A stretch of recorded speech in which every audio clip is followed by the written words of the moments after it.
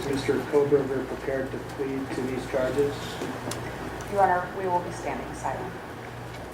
Earlier today, the man suspected of murdering 4 University of Idaho students stood silent as a judge entered a not guilty plea on his behalf.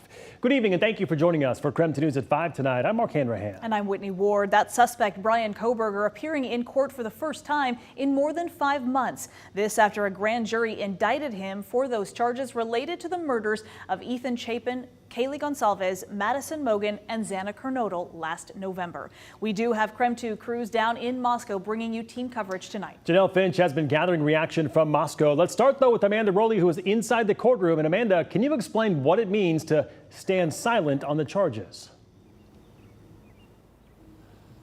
Yeah, that's right, Mark and Whitney. That's something I've never heard before in my time working in Spokane County courts, but it does happen. So here's how it works. They're in an arraignment. A suspect is asked to enter a guilty or not guilty plea, which are the only 2 pleas here in Idaho that Idaho courts recognize. But a suspect can also choose to stand silent or stand mute, which means to say nothing and not take a stance on being guilty or not guilty. In this case, in this morning's arraignment, Bryan Kohberger chose to stand in silence and not enter a plea. And so that then set in motion, the judge must then enter a not guilty plea on his behalf.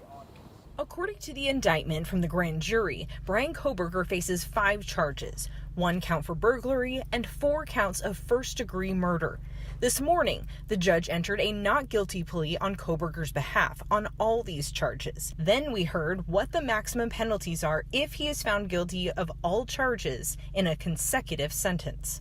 You could be facing 10 years in prison, followed by 4 consecutive life sentences or death penalties, fines of up to $200,000 and $20,000 to be paid directly to the families. We're still waiting to find out if this is going to be a death penalty case. We'll know more in the next 60 days. Why then?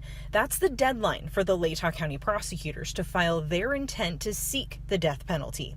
We know there's a strong possibility this will be a death penalty case. That's because the county entered an agreement months ago to find a defense attorney who is qualified to represent a client who could face the death penalty. The arraignment this morning wasn't Kohberger's only hearing today. He returned to the court about 30 minutes later for 2 additional hearings focused on the gag order in the trial and a motion to compel discovery. The gag order was put in place by the original judge in this case.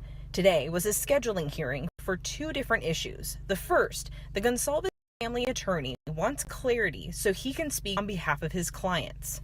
I'm just addressing a couple of clarifications and amendments that would allow myself as an attorney to speak on behalf of my clients. The second was a media coalition fighting for more public information to be released in the case.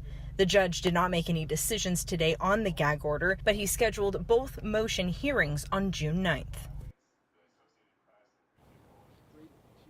Now, the trial for Bryan Kohberger is going to be here sooner than you think. Today, the judge scheduled the start date for October 2nd. Now, in that arraignment hearing, defense attorney Ann Taylor told the judge she expects the trial will last between 4 to 6 weeks.